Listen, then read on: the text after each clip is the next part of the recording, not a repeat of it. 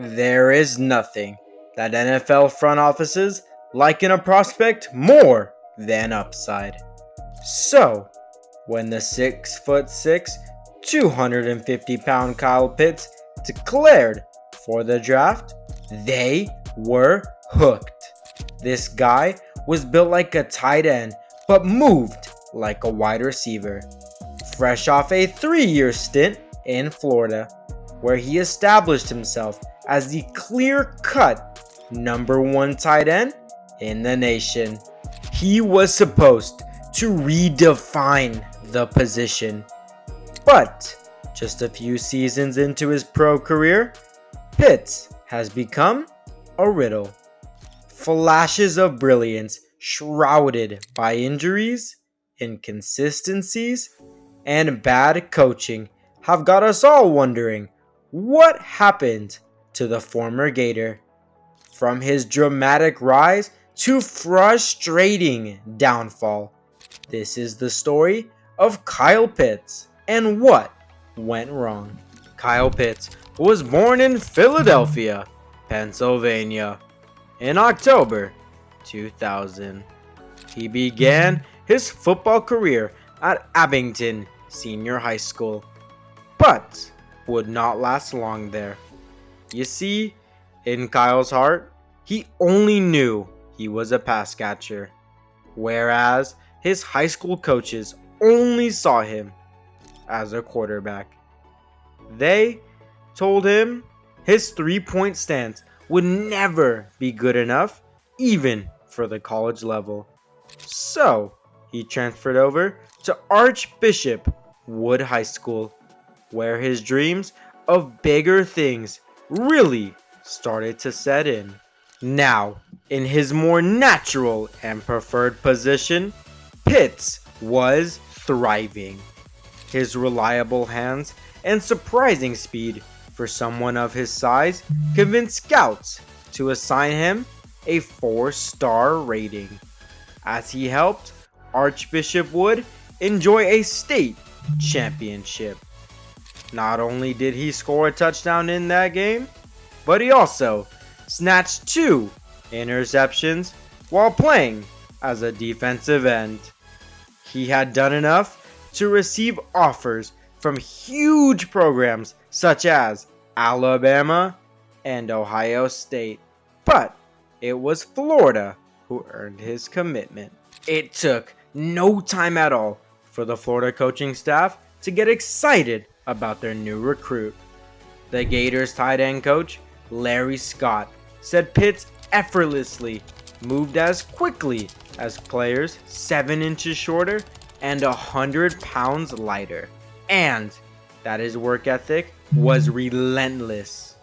Still, it's not easy for freshmen to work their way onto the field, particularly at a position as complex as tight end. So Pitts watched and learned throughout most of the 2018 season, occasionally getting onto the field as a rotational piece. His best moment came against Idaho when showing off his speed on a 52-yard touchdown. His work behind the scenes and flashes on the field had convinced the Gators coaching staff that Pitts was ready for a bigger role in his sophomore season. A steady start to the year against Miami and UTM evolved into some strong outings against Kentucky and Tennessee, with him crossing the 60-yard mark in both games. The team's 34-3 victory over the Vols also featured Pitts' first touchdown of the season before he added 2 more 1 week later against Towson. By season's end, the Gators' 2 losses meant there was no hope of playoff football, but it had been a solid season all around. Pitts compiled 649 yards and 5 touchdowns, regularly contributing in games all year long. And his numbers surely would have been higher if the Gators hadn't won so many blowouts.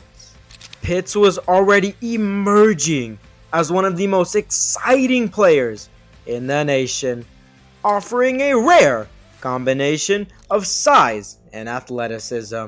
Many believed he was the best tight end in the nation, and after just one game of his final season in 2020, there was no debate. Against the Ole Miss Rebels, Pitts erupted for 170 yards and 4 touchdowns on just 8 catches. It was a truly sensational outing that displayed everything that made Pitts such a special college player. He could shake free from defenders with his change of direction ability, but also bully them with his strength if they tried to jam him at the line of scrimmage or clamp him up. Then, when showing off his ability to consistently make acrobatic contested catches or outrun the secondary for his second touchdown of the day, it was clear that this guy had ascended to become the best tight end in the nation already. His 170 yards and 4 touchdowns helped Florida enjoy a 51-35 victory over Ole Miss in that game, laying the foundations for an epic season. Despite COVID reducing the length of the season, Pitt still racked up a career-high 770 yards and a whopping 12 touchdowns, closing out the year with 356 yards and 4 touchdowns combined against Kentucky, Tennessee, and Alabama.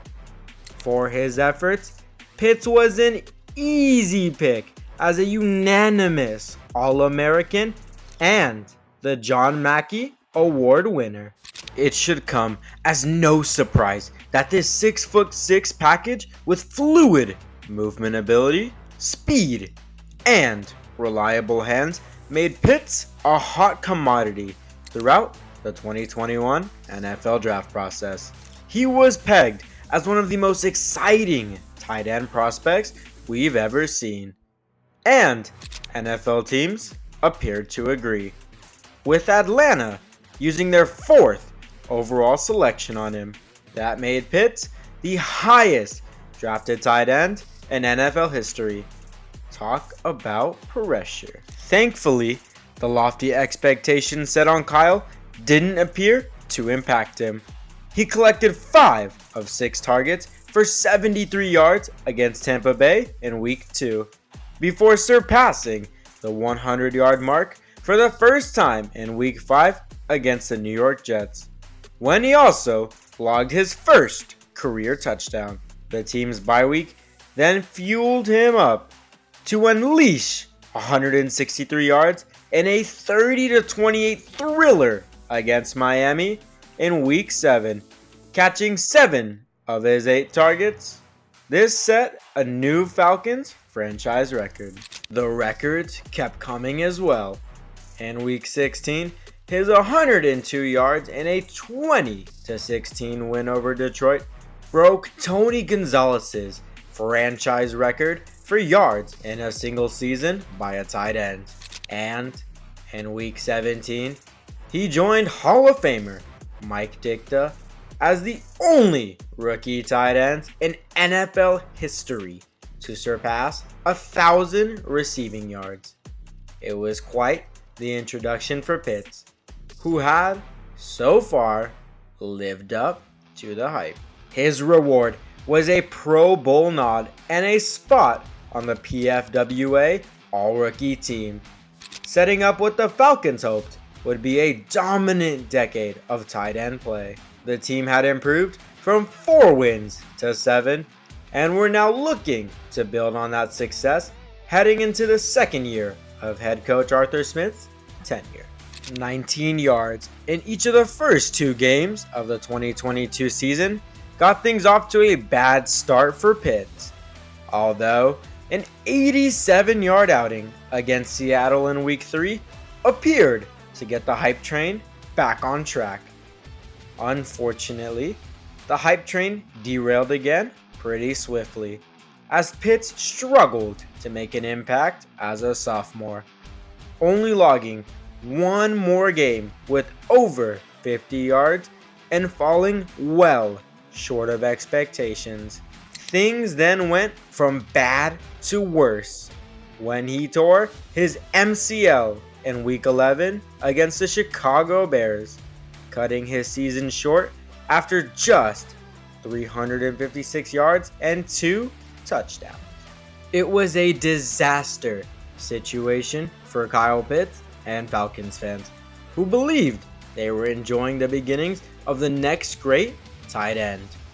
Instead, Pitts became an afterthought.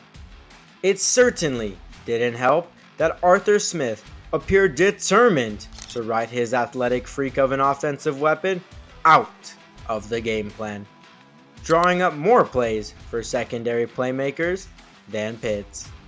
But it still was not good enough from the tight end. Then, to suffer such a brutal injury for a guy who relies on his athleticism so much was incredibly challenging.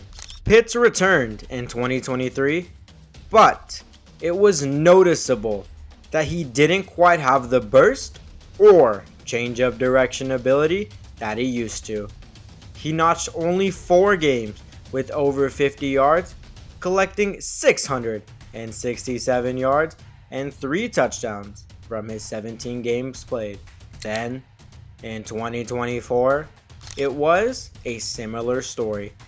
Again, playing in all 17 games, but only bringing in 602 yards and 4 touchdowns. These are not disastrous numbers for a tight end. But when you consider Pitts was lauded as the next great playmaker at the position, having been drafted higher than any other tight end in history, this output was incredibly disappointing. It had been a messy concoction of injury, bad quarterback play, and bad coaching that had turned Pitts from a game changer as a rookie into an afterthought in the years that followed.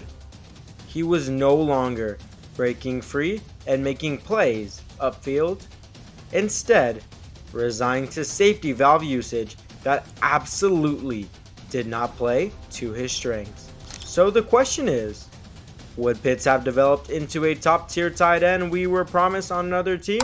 And is there a chance he still does? Let us know what you think in the comments.